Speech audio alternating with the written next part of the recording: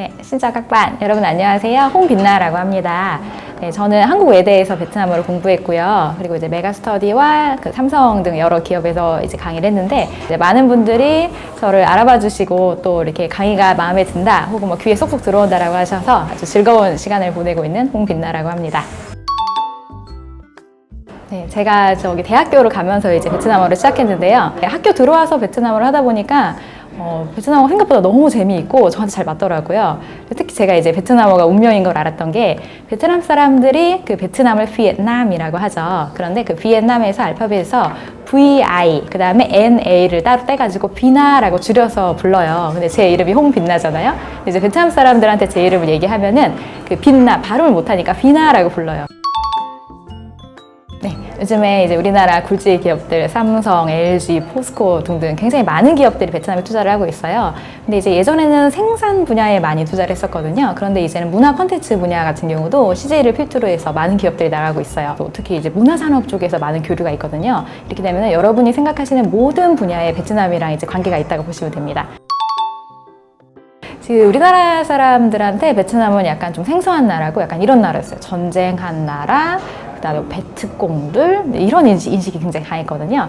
그런데 지금은 이제 여행지로서 베트남이 굉장히 각광받고 있죠. 특히 이렇게 외교적인 상황에서 일본이랑 이렇게 관계가 끊어진 상황에서는 베트남이 그 대체제로 굉장히 떠오르고 있어서 다낭시 같은 경우는 다낭시에 방문한 이제 외국인들 중에서 한국인의 비율이 57%를 차지한다는 제가 뉴스 기사를 봤어요. 네, 그 말은 이제 지나가는 사람 10명을 외국인을 잡으면은 그 중에 5명 이상이 이제 한국인이라는 거죠. 그다음에 여러분이 이제 옷을 사시잖아요. 그럼 이제 태그를 한번 이렇게 열어보시면 옛날에 메이드 인 차이나가 대부분이었는데 이제는 베트남, 메이드 인 비엔남이 정말 많아요. 그래서 베트남 사람들이 이 손재주가 아주 고대부터 유명했거든요. 그래서 아주 옛날부터 이제 무역이 발달했던 나라인데 그런 인식들이 많이 바뀌고 있는 것 같아요. 그래서 베트남 사람 물건 잘 만들더라. 그래서 우리가 그 물건 쓰면은 아주 싼 가격에 좋은 물건 쓸 수 있다라는 인식도 있고요.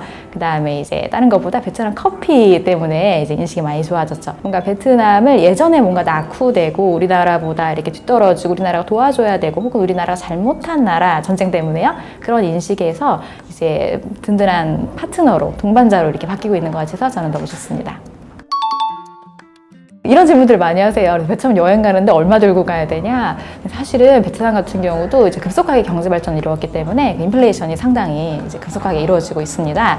그래서 하노이나 호치민 같은 대도시를 가셔서 만약에 우리나라 수준대로 생활을 하신다? 그러면 사실 돈이 더 필요할지도 몰라요. 왜냐면 베트남 음식이 싸긴 싸요. 사실은 한 끼에 우리나라 돈으로 한 3,4천 원이면은 이제 메인 요리들을 맛있게 먹을 수가 있는데 양이 적단 말이에요. 베트남 사람이 좀 적게 먹는 것 같아요. 저 같은 경우도 제가 이렇게 많이 먹어 보이진 않잖아요, 여러분. 자, 그런데 보통 가가지고 하루에 한 5개, 6개 먹은 것 같아요. 먹고 싶은 거 먹고 뭐 특히 음료수 같은 거, 과일 같은 거 굉장히 싸서 막 먹다 보면은 실제로 돈을 좀 많이 쓰게 되는 것 같아요. 근데 이제 그 하노이나 호치민 같은 대도시 말고 다낭도 좀 대도시에 속하죠. 야짱이라든지 요즘 뜨고 있는 푸꾸옥 이런 데 같은 경우는 물가가 아무래도 상대적으로 저렴하기 때문에 이제 계획을 잘 하시면 조금 한국보다 내가 덜 쓰고 좀 이렇게 좀 덜 먹겠다 하면은 100만 원 가지고도 충분히 한 달 정도 살 수 있으신 것 같아요. 네. 네, 이런 질문들. 이거 제가 정말 설명드리기가 너무 어려워요. 제가 강사 생활을 특히 이제 가르친 경력이 한 12년 정도 되는 것 같은데 이거에 대한 대답은 여러분에 있다고 말씀드리고 싶어요. 이게 사람마다 너무 다르더라고요. 사실은 베트남어가 그냥 뭐랄까 예전에 한국식 공부 스타일 그냥 읽고 독해하고 요 정도만 한다면 정말 쉬운 언어예요. 왜냐면 성조가 있음에도 불구하고 알파벳 체계에다가 한자어가 70% 이상이기 때문에 어휘 공부하는 거 쉽고 문법이 간단해요. 영어보다는. 독학을 하실 때 방법을 어떻게 하냐에 따라서 독학의 성공이 좌우이 되는 것 같아요.